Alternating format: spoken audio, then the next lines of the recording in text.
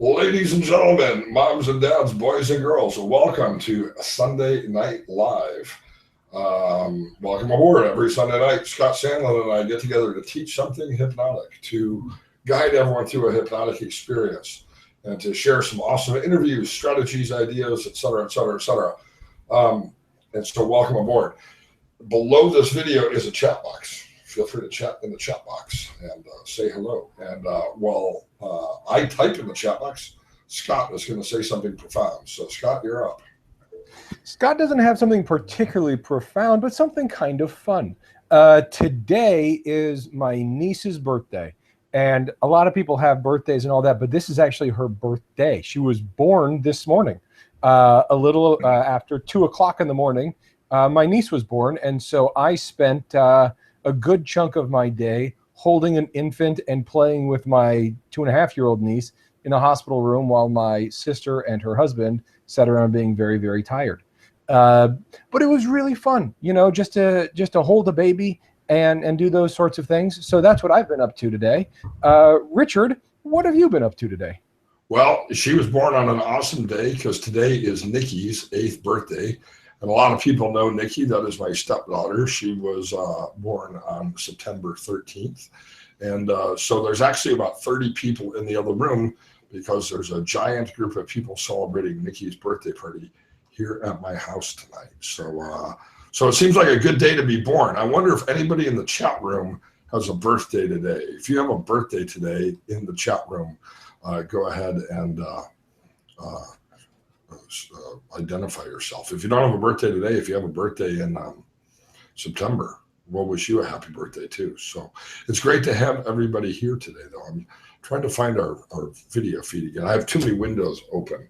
You know, Scott, a lot of people ask me a question, and I thought we could answer that question today. And the question really comes in the form of, what if somebody during a hypnosis session, what if they open their eyes? Or what if they fidget? Or what if they, you know, in other words, don't seem to be very deep? They don't seem to be under hypnosis. What do you do? And really that question is an extension of the broader issue of hypnotizability and trance depth. And so I thought tonight we could spend some time talking about trance depth, what's important about it, what's not important about it, and some of the theories of trance depth.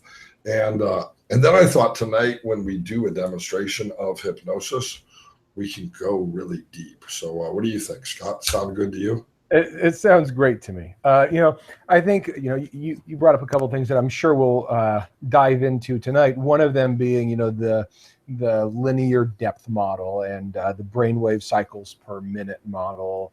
And really a lot of what we'll be talking about tonight comes down to either these are things that you should know for a pre-talk, or these are things that knowing them might change how you phrase things in your pre-talk, even if it's not a direct one-to-one thing. There's some finer points in here that you can pick out and play with. So I'm excited to talk about this. I mean, it's a pretty fundamental thing, but I think like anything, when you dig into some fundamentals, you can find some really cool stuff in there that a lot of people just skip during their training, or they get kind of confident, and because they're familiar with what they're doing, they get past some of the fundamentals. So fundamentals are where we are. And, you know, it's amazing how many people really haven't explored the subject. And I also think some of this is due to bad internet marketing. Okay. Maybe not even internet marketing, but people sell these programs all the time. If you take our supersonic, super secret, double deluxe hypnosis program, people will go into a deeper trance than they've ever gone before. And my question is, if we accept that hypnosis is natural phenomena, that with or without a hypnotist, we all go into trance every single day, then really is a deep state really any more valuable than any other state? And fundamentally, I think the answer to that is no. So here's the way I often explain it, okay? Think about when you go to sleep at night, all right? Well, you mentioned something that a lot of people don't know about. I'm actually gonna draw, I'm gonna take this fancy piece of paper here, and I'm going to draw something, okay? And while you draw something, let me say that there's a real big problem in class tonight in that Richard and I really agree on a lot of this, and it would be great if we could counterpoint at each other. But the truth is, Richard and I have both read research instead of just going off what our first instructor taught us. And the reason, like you were saying, is bad internet marketing, but it's also lazy instruction, where you're given a curriculum that you're supposed to teach, or you buy a curriculum, or you copy the first instructor you went to's curriculum, and you don't really do your own thinking. And there are people in every walk of life and in every industry that do that. Ours is no different. And so there are people walking around who just believe this thing that needs to be examined, not because there's no validity, not because there's no value, but because it's worth being more educated about. Go ahead, Richard. I like what you're drawing.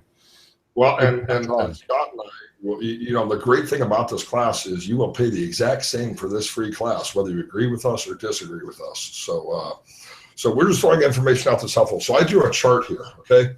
And this chart is something that Scott alluded to. It's a chart of brainwave activity, all right? So you don't have to have this memorized. It's just for illustrated purposes.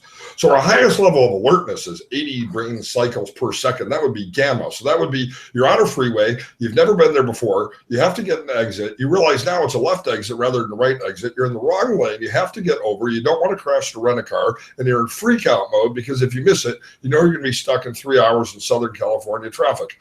You can see that I visited Scott Sandlin before. And so this is that moment of panic on that interstate somewhere between Los Angeles and Orange County on the way to go see Scott. And you make your exit. And when you make your exit, there's that sigh of relief, but still you're not quite sure where you're going and what you're doing. And so you have to look at the GPS, you have to look at the map, you have to consult your clock, and blah, blah, blah, blah, blah. And so you're still functioning at a high level of alertness, making sure you're in the right place. But that's our beta level of brainwave functioning. And then when you realize, oh, wow, I am in the right place and things are going okay, and I'm not stuck in rush hour traffic in Southern California. And now you actually recognize the area around the Newport Clinic and the rent-a-car. It's a little more relaxing. It's that alpha level of brainwave functioning, you know, kind of 9 to 14 cycles per second. And then you get in the door of the Newport Clinic where Scott and Richard and the interns from HPTI work, and they have beautiful, wonderful furniture to relax on in the waiting room area. And you just sit down and you chill out. And even though I'm not asleep, it sure feels good just to zone for a couple of minutes before I have to actually do anything important. And so that's our theta level of brainwave functioning. The other descriptor of theta level of brainwave functioning is it's after Thanksgiving dinner and you've eaten a giant dinner and now you're sitting on the couch watching football and you close your eyes. You're not asleep. You can still hear people around you and the kids around you and the TV on in the background. You know you could get up and help do the dishes if you wanted to, but it feels so good to just pretend that you're asleep that you continue to stay in that theta level of brainwave functioning. And then the lowest level of brainwave functioning happens to us every night, 0 to 4 cycles per second of brainwave activity. And that's called delta, that's deep sleep. Now, unless you're Charlie Sheen and have some really good cocaine, you're never going to be higher than 80. And unless you're dead, you're never going to be lower than 0. Than 1. It shouldn't be 0. It should actually be 1. Okay, so there we go. There's a brainwave activity chart. Now, why does that have anything to do with trance depth? Hypnosis is not relaxation, but relaxation is hypnotic. Okay, so we know that people can respond to suggestion in any level of brainwave functioning. The best example I can think of is Mark Savard. And Mark Savard in a stage hypnosis show does a bit where he has the participants imagine that his belt is a snake. Everybody's eyes are open and there's genuine, real anxiety. There are people in beta level and gamma level of brainwave functioning who are in freak out mode that the snake is in his hand. So people can respond to hypnotic suggestion in any cycle, but in clinical hypnosis, most often we associate it with guiding our client into that theta level, not asleep, but deeply relaxed. And there are some reasons why, but that was covered sort of last week. So if you missed it, go watch the archive from last week. Okay. Now, Now, delta is, of course, deep sleep, all right? We all have delta every single night. But here's what happens when we go to sleep at night. Nobody does this. Gamma, they're in the traffic. They get to the Newport Clinic. They relax. Now they get to their hotel and they sleep. And for the next 8 hours, they're in delta. And then the alarm goes off and they wake up. That's not what happens. What happens to every single one of us every single night, no matter where we are, is this. We lay in bed. Our mind eventually goes to alpha and shut off mode into theta, and then we go into delta and into deep sleep. And we sleep for a little while, and then a noise wakes us up. We go back to sleep. And then a dog barks, and we go back to sleep. And then we wake up because the pillow's uncomfortable, and we adjust the pillow, and we get aggravated at the pillow, and we fluff the pillow, and we find ourselves not only in theta, but back in alpha, and now we're thinking about anything ranging from what we have to do tomorrow to whatever else. Eventually we fall back asleep into delta, and then we sleep for a little bit more. And then if you're a 50-year-old guy, you have to get up and pee in the middle of the night. So you go do that, in the dark, right? Which is a high level of alertness to avoid waking somebody up and to do this in the dark. And then, you go back into delta and eventually you wake up. So all night long, we're really doing this. Okay. All day long, you're doing that too, by the way. Exactly. And so in a hypnosis session, our clients don't just go to theta and stay there. Okay. Throughout the session, our clients may be in different levels of brainwave activity. In other words, different levels of alertness. And clients are suggestible and respond to suggestion in every level. And so there's two things about this that are important. One, I don't have to stress about trance depth, because I know that my clients can respond in any level of awareness. So the suggestion that I often give is this. I do the induction, I do the deepener, and then I'll say this. And it doesn't matter if you're listening to each and every word that I use, paying close attention and remaining vigilant and even alert during this session. Or if you only listen to every third word or fifth word or 10th word, choosing instead to experience the hypnosis session rather than paying attention to the hypnosis session. So that's a powerful suggestion. I've just given my client permission to experience hypnosis any way they want to. Here's the way I say the same exact thing. I say, I give an induction, I create a relaxing, wonderful place, and then I say, in a moment, I'm going to talk about a few things, and there's going to be some moments where you focus on the sound of my voice and the thoughts it brings up. And other moments, you're going to drift off into a daydream and explore and enjoy this place.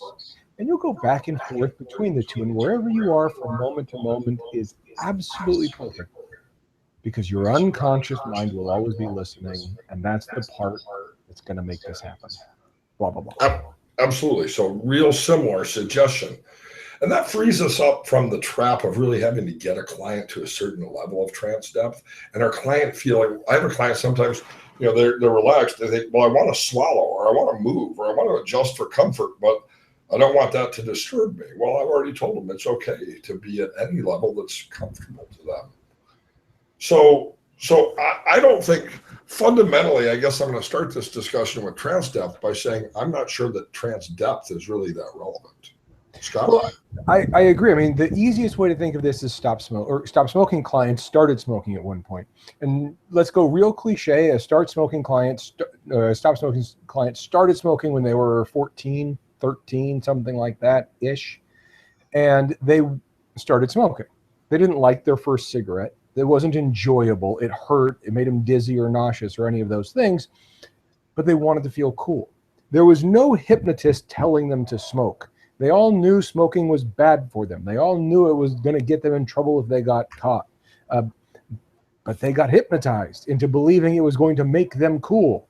They got convinced to keep doing something that wasn't enjoyable. There was no pocket watch. There was no relaxation. All these things that we get into when we have a phobia is generated, all these things where we create beliefs within ourselves, they aren't at these deep, relaxing moments. They're in dynamic moments. The other example of this is, as Richard and I are talking tonight, there's going to be moments where one of us gets boring or uninteresting to you. Or we might be nailing it and be incredibly interesting, but for some reason you zone out anyway. And there's going to be a moment where every one of you listening and watching right now, there's going to be a moment during the next half hour where you say, wait, I wasn't paying enough attention, right? Your consciousness, your attention, your active participation in thought varies. And that happens naturally. I don't know why we think we're going to stop that from happening, and I don't know why we think that's of value. So, a couple thoughts. That's called the 20-minute lull. Exactly that. And we're actually at the 15-minute lull right now. And a quarter after, this is where I always remind people that if you find yourself wishing that you paid closer attention to something we said during today, you can always watch the archive because it's always available. In fact, I archived last week before we started this week. So if you missed last week, it's there. And every Sunday night, Scott and I get together to teach a little bit about hypnosis, but also to go through an experience of hypnosis. All right, so Kelly asked a great question. She said, will you address clients' expectation regarding trance depth? Yeah, I think there are a couple things. I think one, the vast majority of clients have no comprehension of what hypnosis is going to be like and what trance depth is. And so for the vast majority of clients, there literally is zero expectation. Sometimes our clients, though, are colored by a Hollywoodification. Is that a word? Yes. And so they believe, they literally think they're going to be unconscious. I had a client come in one day, and he came in my office, and I've said this before. Anytime somebody comes in, sits down and goes, starts looking around, you know something weird is going to be asked. So this guy comes in, he sits down, and I start, talking to him, and he just kind of looking around. He said, are you going to videotape this? And I said, no. He said, then how am I going to know what happens? And I said to him, well, you're going to be here the whole time, aren't you? And he said, huh? He said, won't I be unconscious?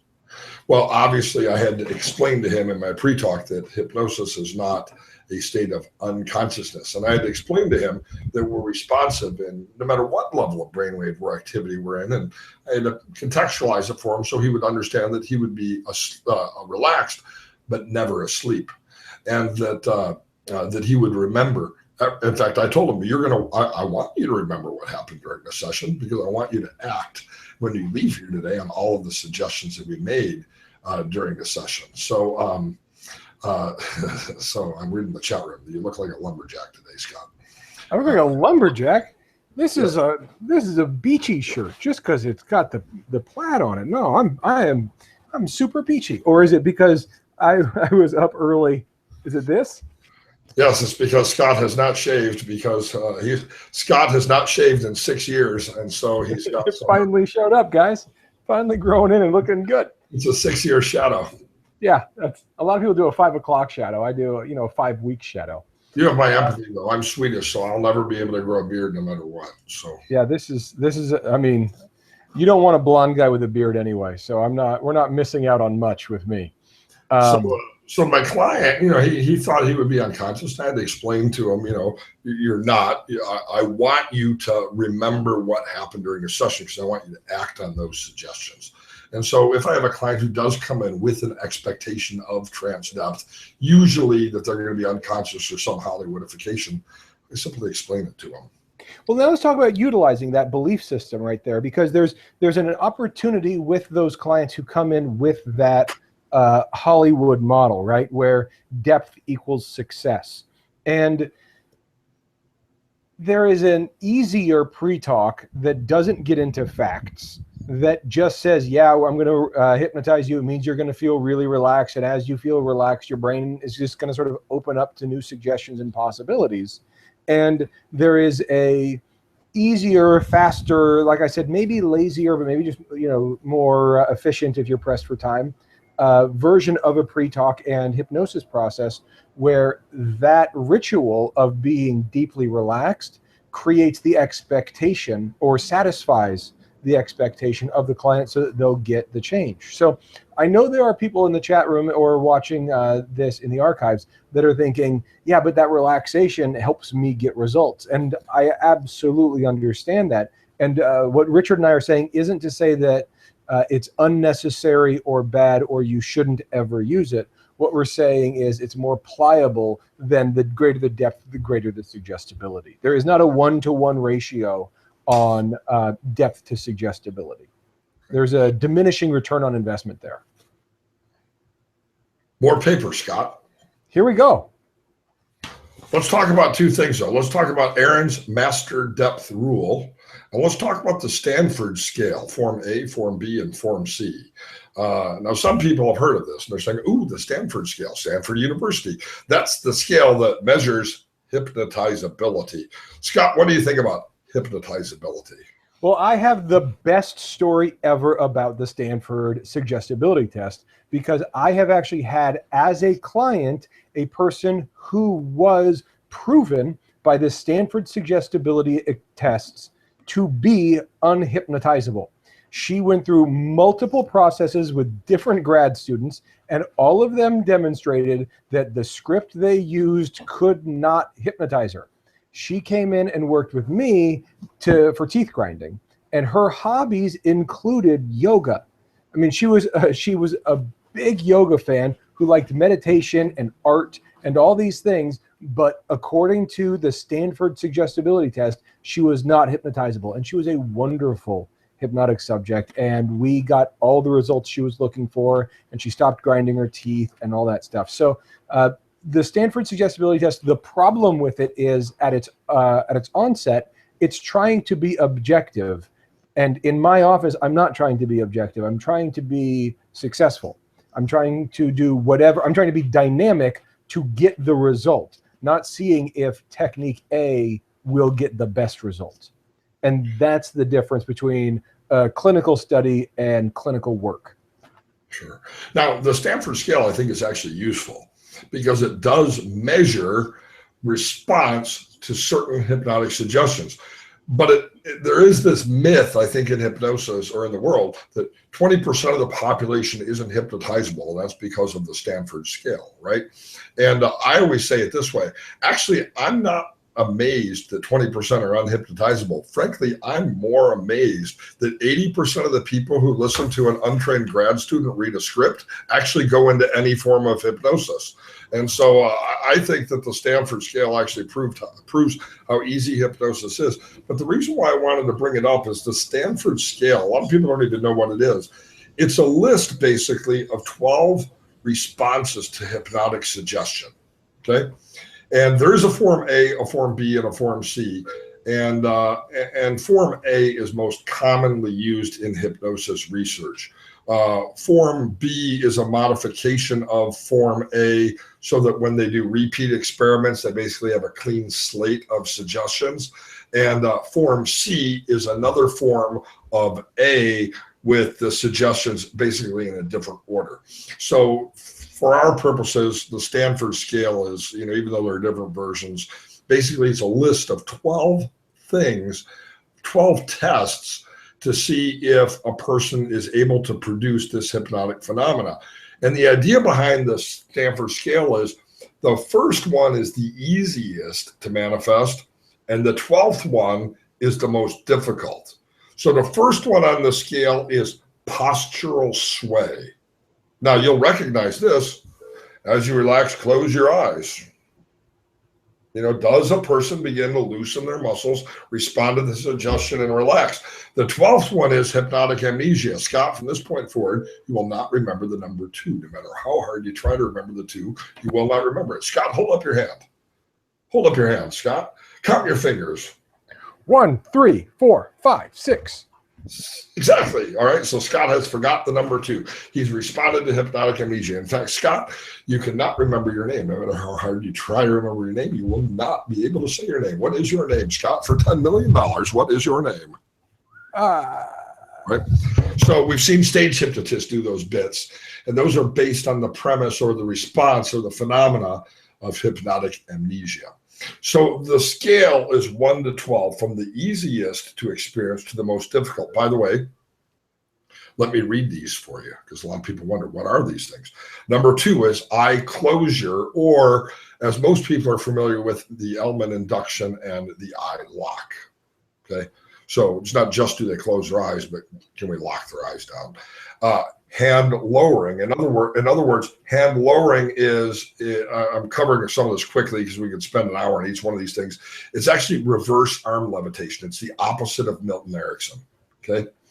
Then we have immobilization. That's number 4. And a lot of hypnotists understand this really as sticky hypnosis, right? Where a person's hands are stuck to the table. A finger lock. We've seen this one here where their fingers become stuck together. They cannot pull their fingers apart, right? Arm rigidity, number 6, that's, catalepsy. There's some great videos on YouTube of me using arm catalepsy as a therapeutic tool. Hands moving together. Think of John Sorbonne and his sunburst induction. Okay. Verbal inhibition. This is actually where they can't remember the name. Number 9 is hallucination. And in the Stanford scale, they hallucinate a fly or a mosquito. Don't ask me why grad students are so irritating that they want people to hallucinate a fly or a mosquito, but nonetheless, that's what the test is. Then we have eye catalepsy, the inability to open the eye. Post-hypnotic suggestion. Do they respond to post-hypnotic suggestion is number 11. And in the Stanford scale, form A, it's about changing chairs. So in other words, I give the post-hypnotic suggestion. And Scott, when we're done with this and you open your eyes, you're going to find the chair you're sitting in is no longer comfortable. You're going to want to switch chairs with the chair on the other side of the office. And so do they respond to that post-hypnotic suggestion? And number 12 is amnesia. And again, for research purposes, I actually think we can't throw the baby out with the bathwater, in that the Stanford scale does give us a way to measure not hypnotizability, but does a person manifest phenomena in response to specific suggestions? And then I can determine whether or not this person would be a person I might want to include or not include in a research study. But I don't think it measures hypnotizability, but rather specific types of responses to suggestions. Yeah, and at the onset of this, at the easiest level of this, if you're looking at NLP and internal representational systems, some people are going to respond better to the visual or the auditory or the kinesthetic suggestions.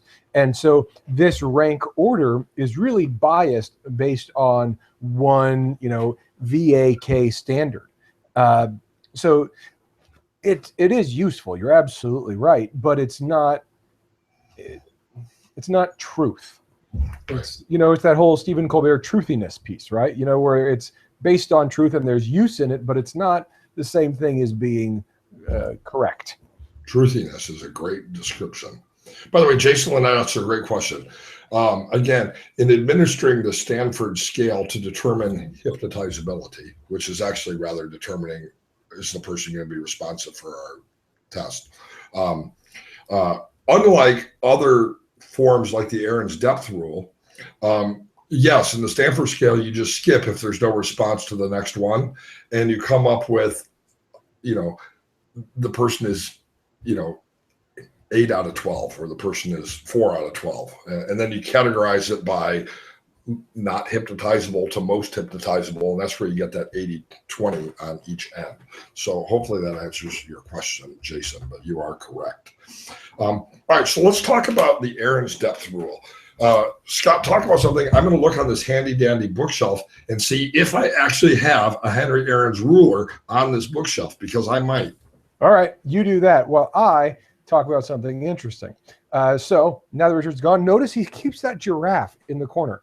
He won't let go of that giraffe. That's a whole separate thing. But while we're talking about the suggestibility, you're talking about different ways that this is done and performed, and the lack of rapport that is sometimes in these clinical studies, the lack of just ability to create a hypnotic contract, all these fundamentals and intangibles that are part of being a successful practitioner are often missing from the Stanford, the execution of the Stanford suggestibility test. So the number of factors that aren't taken into account in that process are incredibly important. To me, the relationship and the rapport is the most important part of the whole thing. In fact, a topic that I want to get into coming up in the future is what's more important, which process you use or how well you use it. But we'll save that for another day, assuming Richard has found the Aaron's depth ruler. Well, I didn't find the actual Aaron's depth ruler. I did find another great book, though. It's a wonderful book. Yeah, and so this has absolutely nothing to do with what we've been talking about tonight or the demonstration we're about to do. But this is My Voice Will Go With You, The Teaching Tales of Milton Erickson by Sidney Rosen. And if you've never read this book, you should get this book just because it's awesome and it'll help you be a better hypnotist. That was the first book I ever read about or from the work of Milton Erickson, and it's still maybe my favorite. Yeah, it's just, I just happened to find that on the bookshelf. I did not find my Aaron's Depth Rule, but Henry Aaron's wrote a book. Actually, it was a course, the master course on hypnosis. And this was in the 1940s. And the book actually came with a ruler, right? Like a 6-inch ruler. And he categorized hypnotic depth into six levels, right? And so the ruler actually was a way of you to actually remember the 6 things. So it was pretty cool. I collect a lot of rare hypnosis books. In previous editions of this show, I have shown off some cool stuff. Yeah, I've shown off some pretty cool books. Somebody said in the chat room they couldn't see me. You should be able to see me now. I can see you. Okay, I can see me. Let's make sure that people can see me. Can you guys see me? Can you hear me? But here's the deal. Maybe it's actually a negative hypnotic hallucination everyone's having. They're not seeing something that really is there because I really am here. That's like level 10. Right. So anyway, so Henry Aaron's, actually it was Harry Aaron's. Harry. It was Harry Aaron's. He wrote this book that was a master course on hypnotism. And he had this ruler in it. And a lot of basic Hypnosis 101 classes teach sort of the errant master depth rule. So let me cover the 6 things that he looked for to measure trance depth, okay? So the first one was lethargy, relaxation, right? The second one was catalepsy of isolated muscle groups. And he was in tune to autogenic training, the creation of warm and heaviness. It's pretty cool, or a floating feeling. The third area was complete muscular control and perceptual changes, smell, number block, partial amnesia. And then level 4 was amnesia, response to post-hypnotic suggestion, switching chairs, glove anesthesia. We did a whole class last year on glove anesthesia. Well, maybe we'll touch on that again this year. And then number 5 was positive hallucination, seeing things that are not really there. And level 6 was negative hallucination, not seeing things that actually are there. And then, of course, anesthesia. Now, this was Aaron's conceptualization of trance depth. Now, I want to mention something because in the beginning, Scott and I kind of alluded to an agreement that trance depth isn't that important. However, there may be times when I'm trying to accomplish something specific. Both Scott and I work with a lot of pain control clients. And in these situations, I actually am trying to bring my client to a fairly deep level of hypnosis so that I can manifest a tool like glove anesthesia or like aphasia or like a positive or negative hallucination, because it's a phenomena that can actually be beneficial to a specific area of need that our client has. So Scott, you want to touch on that at all? Yeah, there's, this model is useful like all models. It's not that they're true, it's that they're useful. Their truthiness. It goes back to truthiness. There is a lot of value to the Aaron's depth model that you just described, in that there are some things that are just easier when there's greater depth, and not because depth equals suggestibility, but because it's what I call the expectation to ritual ratio. So the amount of expectation the client has is inversely proportional to the amount of ritual you need to get the result. And so when the client has an average amount of expectation, you need an average amount of ritual. But as their expectation goes up, the amount of work I have to do goes down. So there's a balancing act here. And with a lot of our clients, there is an amount of ritual for which depth is often associated, that allows us to get to the next level of results we're trying to achieve. Does that make sense to everyone in the chat room? Made sense to me, Scott, and I'm not even in the chat room. Perfect. By the way, every Sunday night we get together to do the same thing, to share about hypnosis. Sometimes we interview some awesome guests. Next week we should have an awesome guest, Scott. I agree. We haven't picked anybody to be an awesome guest yet, but by the way, if you want us to interview someone, ask us to, tell us to. We will bring in guests. We look for your feedback. And before we went on summer break, you guys were doing a great job of giving us the message on what you wanted to talk about and learn about. And we want to get back in the habit of that. I know this is only week 2 back from summer break, but start sending us messages again. Get in the habit of making requests, and Richard and I will do our very best to fulfill your dreams and wishes. Yeah, I was going to talk about the Lacron scale, 50 levels. There's actually a 100-level scale as well. And again, I think the real value of those are for us to really understand what manifestations of hypnotic phenomena are possible, but I'm not really sure that they measure trance depth. In fact, trance depth is in and of itself, I actually believe, a metaphor. In fact, there's a video I did on YouTube probably about 8 years ago that's got a couple 100,000 hits. It's called backwards hypnosis. And instead of counting down, I count up. And instead of going to a deeper level of trance, we go to a higher level of awareness. And instead of closing the eyes, we leave the eyes open. In fact, we did everything backwards in that session. And a couple 100,000 people have watched that video. And a couple 100,000 people have said, wow, that's pretty cool. So trance depth is in and of itself merely a metaphor. All right, so here's what we're going to do tonight, because every Sunday night, we also go through an experience of hypnosis. And I am going to do the profound deep trance induction. Scott is going to chime in with his wonderful deepening technique coupled with his awesome suggestions. And then I am going to do the trance termination.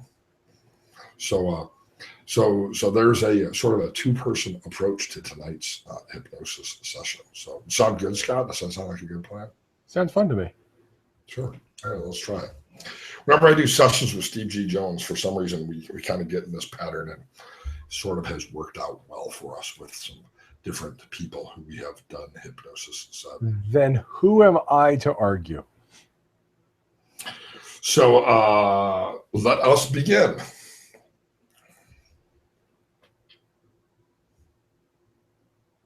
Oh, I was already there in deep trance. Most of you who are participating tonight have had the chance to experience hypnosis before. Some people may be new. But bring yourself right now to that place that you call hypnosis, that is a resource state that is valuable to you. And you can begin to access this resource state by simply closing your eyes and by relaxing in the chair where you sit right now. And you can let those hands rest on the armrest of the chair or on your lap. Either way is fine. But give yourself permission and time right now to not only learn about hypnosis, but to actually experience hypnosis as well. And so as you breathe in and out, pay attention to your breath. It's amazing how we've been breathing since the first day of life.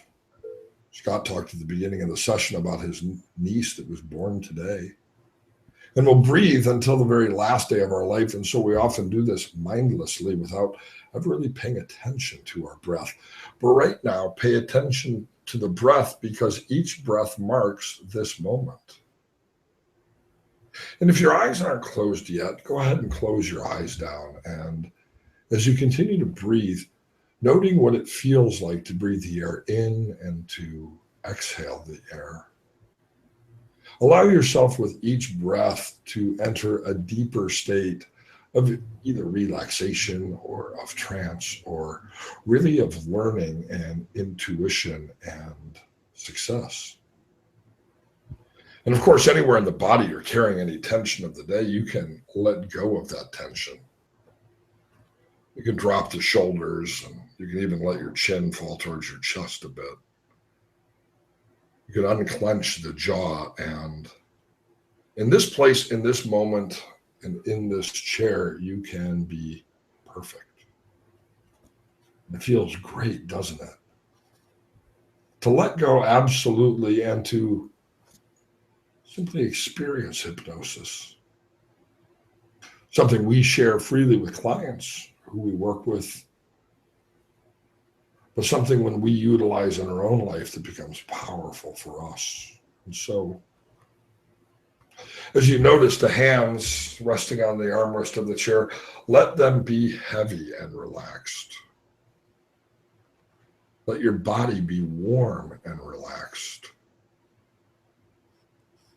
Let your breath be smooth and rhythmic. And notice your heart rate is calm and regular. And access now this resource state we call hypnosis, with each breath and each number doubling the awareness of this state. 5, 4, 3, 2, 1, 0. Letting go absolutely. And as you find yourself in this relaxing, comfortable state, you can just allow your mind to drift and daydream and wander. And there will be moments where you focus on the sound of my voice and the thoughts it brings up, but there's going to be plenty of time for you to think about these things later. And so for now, you can just let go and enjoy. There's no to-do list, no responsibility, no supposed to, ought to, or should. You can just allow yourself to float away. So I'd like to talk about a really simple thing this evening. I'd like to talk about the little things in life. You know, whether we're talking about the little moments that we get to share with people we love, or literally little things. Because they say little things become big things. And so you can think about the spots in your body that are very little, just cells. Little zones in your body. You could just imagine focusing on one area or another. All your awareness, all your concentration focused down into a little tiny spotlight of awareness. And as you do, you understand that every one of those little zones that you could possibly focus on can become more or less relaxed, more or less comfortable. And they could grow from less relaxation to more relaxation, less comfort to more comfort. The feelings and sensations in you starting small can grow. And you can think about in your life the things that create stress, the things that create frustration, those things that seem overwhelming or daunting, frustrating or troubling. We all have them from moment to moment and time to time. And to realize that an overwhelming majority of the time, all of those things started out as something small. They say oak trees grow from acorns. When you can think about what things are in your life right now that are still small, what possibilities and opportunities are out there at their infancy that you can grow to make better and better. And what weeds have not yet taken hold that you can remove before they become an issue. The little things that can be nurtured and the little things that can be removed before they're a problem. And as you think about those things, you think about how many easy little things you can change to make your life better. And it might not be a big difference today, but as those little things become big things, you notice progress, momentum, and success by your standards, on your terms, the way you define success. And so, armed with that knowledge, belief, and appreciation for the fact that you have all the resources necessary to make very little changes that become huge results, you come back confident in that knowledge, that ability, and that motivation with the decision to make those things occur. And so in a moment, Richard is going to bring you back to the room, and when he does, You're going to come back with that confidence and the excitement to know that you are empowered to make the little changes that become big results. And as you breathe in the next breath, really follow that breath and notice what it feels like to breathe the air into your lungs. But when we breathe air into our lungs, what we're really doing is we're delivering oxygen to every cell of the body. And that brings a sense of energy and an excitement about opportunity and life and experience. And so with the next breath, really notice that opportunity and that experience and that energy. And I'm going to count from 1 to 3. And as I do, with each number, allow yourself to become more alert, more awake, and ready for the opportunities that the day brings. So 1, sitting in the chair, paying attention to my voice, to the air in the room around you, to the chair below you, steady and safe.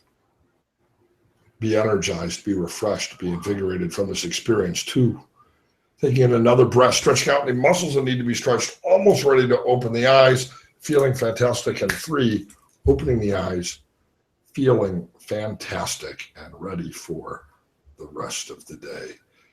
Of course, if your eyes aren't open yet, wakey, wakey, eggs and bakey, open the eyes. So there we go. Short and simple stuff. Yeah, that was a great experience. I have 30 people who are now exiting my house, apparently. So if you hear background noise, that's exactly what it is. It looks like this giraffe is eating these reeds, doesn't it? That giraffe is going to become a staple of all your stuff. I have another giraffe. I have a little giraffe. A little giraffe, too. But if you hold it up close enough to the camera, it actually becomes the big giraffe. It's bigger than me. Yeah. Hypnotic perceptual changes. There's a whole NLP process on this. We don't. If I hold it like this, I actually become a giraffe. This is getting bad, guys. Wow. I don't know what happened at that little birthday party you guys were having, but I don't know what was in the cake. Yeah. So, by the way, you see some 3s, and fantastic. That's a way to clap in a chat room. So 3s, I don't know why. That's a Jeff McBride thing, and it seems to work pretty well. So anytime you want to give everyone a round of applause, that's how you do it. So I will give Scott a round of applause. But sure, it's great to have everybody here tonight. Every Sunday night we get together to do the same old thing. And Lori, I like that. I'm sticking my neck out a bit. Yes. All right, everybody. Thank you very much. Any profound thoughts, Scott? Or just the same request I ask every week. If you like this, tell other people to show up. And if there's something you want to hear about, if there's something you want to learn about, if there's something you want to share, or somebody you think we should be interviewing, let us know. So those are the things. The vote is for Bob Burns. So I'll talk to Bob this week and see when we can get Bob on. Now that we've moved this to an earlier time, getting our UK buddies in is probably going to be a little bit easier because they only have to stay up till 2 in the morning instead of 4 in the morning. Right. Hopefully we can get Bob. It'd be great. Hey, Lori, what time is it in London right now? Is it 3 in the morning right now? Or almost 3 in the morning? I think we start at 2 in the morning UK time, I think. Is that correct? I'll talk to Bob, or Kelly, you talk to Bob, or somebody talk to Bob, and we'll try to get him on as soon as we can. Yeah, I'd like to get him on. Yeah. We could have him swanning on our group. Yeah. A perfect answer to the giraffe would be the swan. There you go. Yeah. I'm going to start giraffe hypnosis. I want to see that. I don't. All right. Thank you, everybody. It's been great having you.